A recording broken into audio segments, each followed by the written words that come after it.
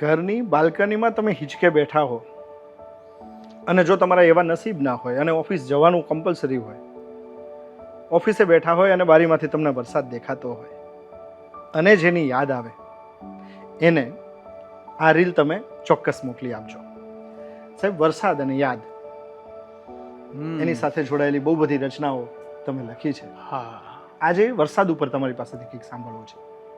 આપણે તો એની ઋતુને જુદા જુદા રંગથી મેં તો કવિતામાં હંમેશા ગાઈ છે. એક રચના તને સંભળાવું કે મારી પાસે સિલકમાં છે કવિતા કેરો કાગળ. મારી પાસે સિલકમાં છે કવિતા કેરો કાગળ, હોડી બનાવી બેઠો છું પણ માથે ગરજે વાદળ, કેમ તરાવવી એને વાદળ તું જ આવીને કેને. વાહ વાહ.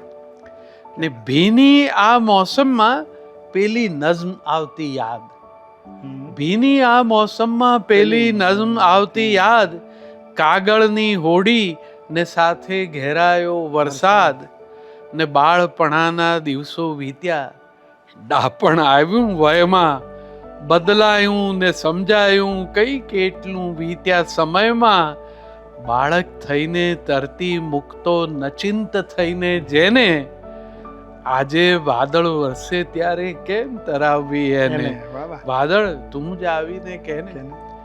પહેલા તો વરસાદ પડે ને હોડી બનાવીએ તે એવું કઈ વિચાર નહોતા કરતા કે હમણાં 2 ટીપા પડશે ને કાગળ ભીંજાઈ જશે ને ડૂબી જશે. હવે આ ડૂબવા અને તરવાની જે લાભની ગણતરીઓ એટલી વધી ગઈ ને કે પેલી સાહસ અને સહજ આનંદની વૃત્તિ જ જતી રહી છે. કાગળની હોડી ના જાશે થોડું અમથું આગળ, હોડીની ઓળખ ભૂલાશે કાગળ રહેશે પાછળ, હું તો એ સમજ્યો છું જ્યારથી આવ્યું છે આ ડાપણ, બાળપણાની પાસે ક્યાં છે હજી એવી સમજણ. દીકરો કહેતો તરતી મૂકો પપ્પા ડરો છો શાને, દીકરો કહેતો તરતી મૂકો પપ્પા ડરો છો શાને, પળભર રાખજે તરતી વાદળ દીકરો રાજી રે ને, આવતીકાલે એ સમજશે હમણાં રહેવા દે ને. વાહ વાહ, ક્યાં